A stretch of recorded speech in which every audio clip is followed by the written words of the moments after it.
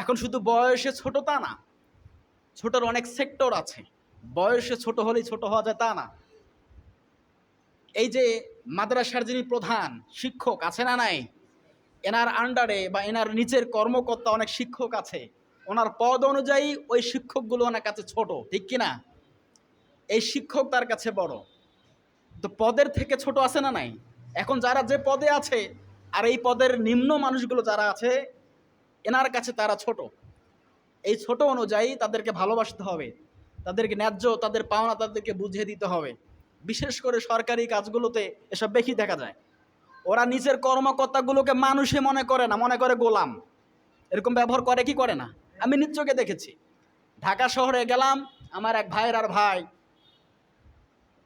র্যাবে চাকরি করে, কারোর সাথে গরম দেখাইতে পারে না, একজন রিক্সাওয়ালার সাথে গরম দেখাচ্ছে।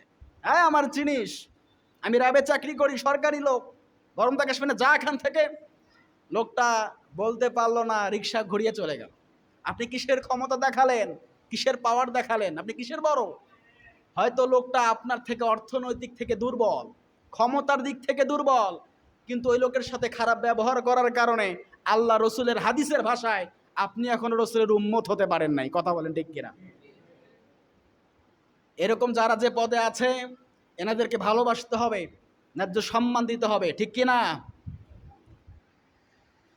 অনেক বাসায় এরকম হয়ে যায়, পারিবারিক দ্বন্দ্ব হয়, জমি নিয়ে দ্বন্দ্ব হয়, এমনকি মারামারি পর্যন্ত হয়। বিশেষ করে জমি নিয়ে দ্বন্দ্ব সব জায়গায় চলে, ঠিক কিনা? আমি গ্রামে বসবাস করি, আমি জানি